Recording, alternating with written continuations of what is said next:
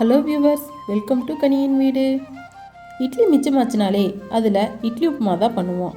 கொஞ்சம் டிஃப்ரெண்ட்டாக இந்த மாதிரி சில்லி இட்லி செஞ்சு கொடுங்க. குழந்தைங்க ரொம்பவும் விரும்பி சாப்பிடுவாங்க. வாங்க இந்த ரெசிபி எப்படி பண்ணுறதுன்னு பார்க்கலாம். ஃபஸ்ட்டு இட்லியை குட்டியாக கட் பண்ணிக்கோங்க.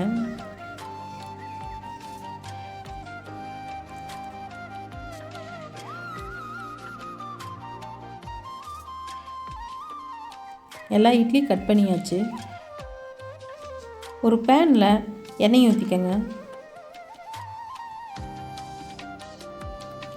எண்ணெய் காஞ்சதும் கட் பண்ணி வச்ச இட்லி எல்லாம் ஒவ்வொன்றா சேர்த்திக்கங்க.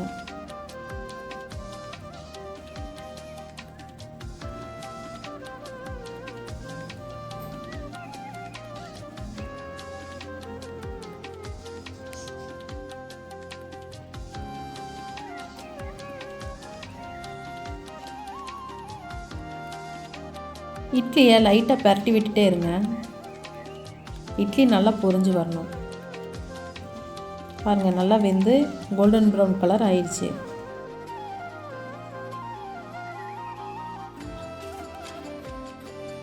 இதை ஒரு பிளேட்டுக்கு மாற்றி வச்சுக்கலாம்.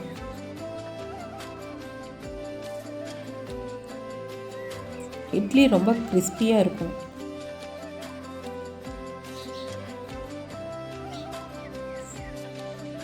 அதே பேனில் எண்ணெய் காஞ்சதும் கடுகு போட்டுக்கோங்க.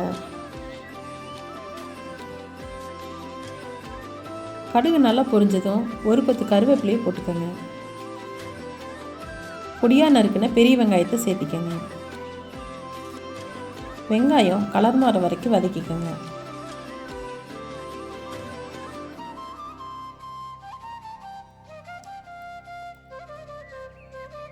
வெங்காயம் நல்லா வெந்து வந்துருச்சு. இதில் பொடியாக நறுக்குன இஞ்சி பூண்டை சேர்த்திக்கங்க. அதையும் பச்சை வாசனை போகிற வரைக்கும் வதக்கிக்கோங்க. இது கூட ஒரு சின்ன சைஸ் தக்காளியை அரைச்சி வச்சுருக்கேன், அதையும் சேர்த்துக்கலாம். இதையும் கொஞ்சம் வதக்கிக்கோங்க.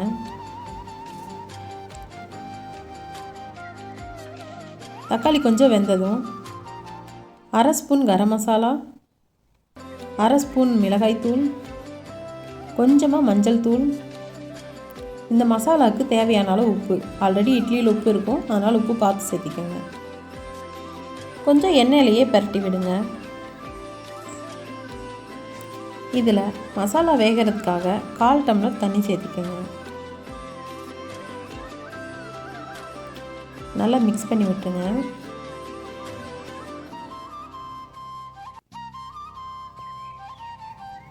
பச்சை வாசனை போகிற வரைக்கும் வேகட்டும்.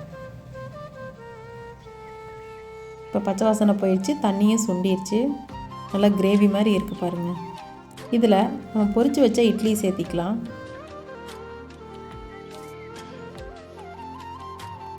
மசாலாவோட ஒன்றா மிக்ஸ் ஆகிற மாதிரி நல்லா கலந்து விட்டுக்குங்க.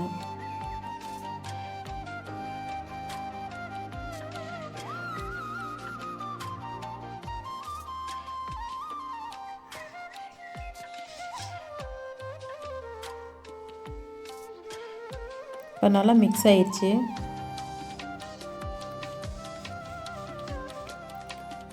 இதில் 1 ஸ்பூன் டொமேட்டோ சாஸ் சேர்த்திக்கங்க. பொடியாக நறுக்குன மல்லி இலையை தூவிக்குங்க. நல்லா பரட்டி விட்டுட்டு அடுப்பு ஆஃப் பண்ணிக்கோங்க. இது சூடாக சாப்பிட்டா அவ்வளோ டேஸ்ட்டாக இருக்கும். குழந்தைகளுக்கு ரொம்பவே பிடிக்கும். நீங்களும் இந்த ரெசிபியை ட்ரை பண்ணி பார்த்துட்டு எப்படி இருக்குன்னு கமெண்ட்டில் சொல்லுங்கள். உங்களுக்கு இந்த வீடியோ பிடிச்சிருந்தா லைக் பண்ணுங்கள், ஷேர் பண்ணுங்கள். மறக்காமல் நம்ம சேனலை சப்ஸ்கிரைப் பண்ணிக்கோங்க. தேங்க்ஸ் ஃபார் வாட்சிங்.